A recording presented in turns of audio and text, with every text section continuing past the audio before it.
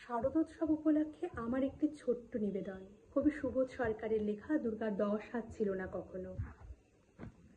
আমার মা আমাকে একবার কানে কানে একটা কথা বলেছিল, ফিস ফিস করে বলেছিল, যাতে কেউ শুনতে না পায়। আমার কানটাকে টেনে কাছে এনে মা বলেছিল, কাউকে বলবি না তো? আমি বললাম, কি? মা বলল, আগে বলবি না? আমি বললাম, না, বলবো না। মা বলল, দুর্গার কটা হাত? আমি বললাম, 10টা। মা বলল, কোনো দিন দুর্গার 10টা হাত ছিল না। প্রথম দিন 2টো ছিল, তারপর 3টে হলো, তারপর 4টে হলো।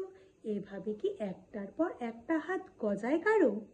তুই 2টো হাত নিয়ে পৃথিবীতে এসেছিস, তোর কি কোনোদিন 4টে হাত হবে?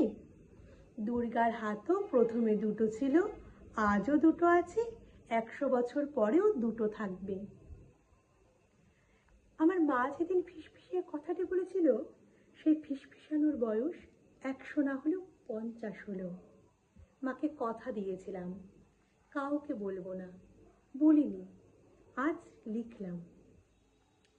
আমার মা পাবনা থেকে পালিয়ে আসা একটি মেয়ে, যে কিনা বাবার সঙ্গে বামাল ধরা পড়ে ত ত করে জিজ্ঞাসা করেছিল রাইফেলধারীকে, তো তোমরা ওপারে তুলসী লাগাতে দেবে তো? সেটা ছিল কোজাগরির আগে। দীপাবলিতে কোনো দ্বীপ চলেনি সেবার। আমার মা স্কুলে কলেজে যায়নি কোনো দিন, কিন্তু গীতার এক একটি অধ্যায় রোজ পুকুরে ডুব দিয়ে ভিজে কাপড়ে বলতে বলতে তুলসী গাছে জল দিত। 50 বছর আগে মায়ের কথাটা হুবহু মনে পড়ছে আজ।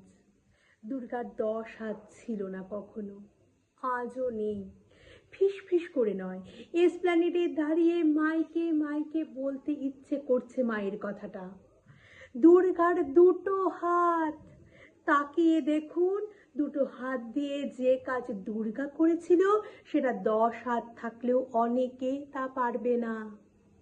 এখানেই মেটাফরের জয়, রূপকের উদ্যাপন।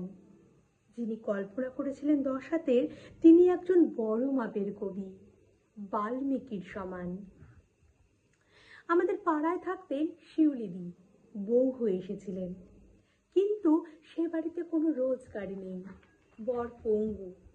পাড়ায় একটা চা বিস্কুটের দোকান দিলেন, সেই টাকায় বাজার করতেন, ছেলেকে পড়াতেন, মারতে মারতে স্কুলে নিয়ে যেতেন, বরের ওষুধ কিনে আনতেন, শাশুড়িকে স্নান করাতেন।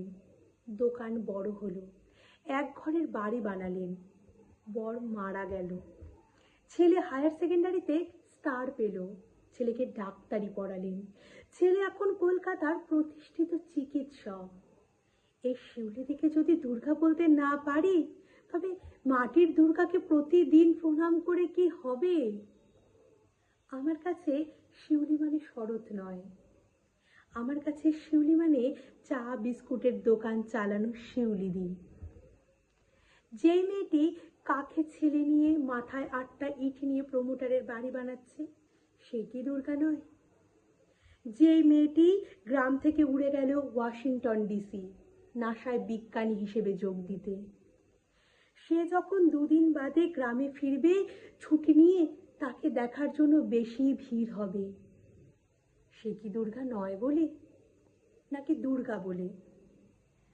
কল্পনা চাওলা যখন ছাই হয়ে ঝরে পড়েছিল মহাকাশ থেকে, তখন কি মনে হয়নি, আহারে একটা দুর্গা ছাই হয়ে গেল? তারপর দেখলাম সেই ছাই থেকে আরো নতুন দুর্গা বেরিয়ে এলো। তাদের কারো 10টা হাত নেই, সবার 2টো করে হাত।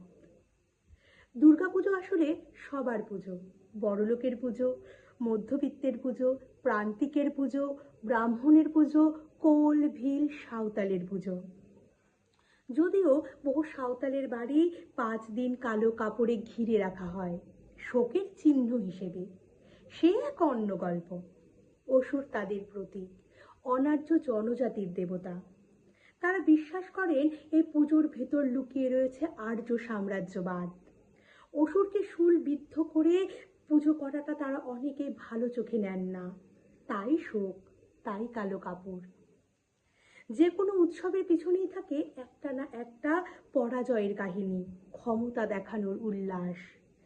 কিন্তু দুর্গা আমার চোখে হাজার হাজার লক্ষ কোটি মেয়ের উঠে দাঁড়ানোর গল্প। প্রতিটি মেয়ের মধ্যেই 8টা লুকিয়ে থাকা হাত রয়েছে।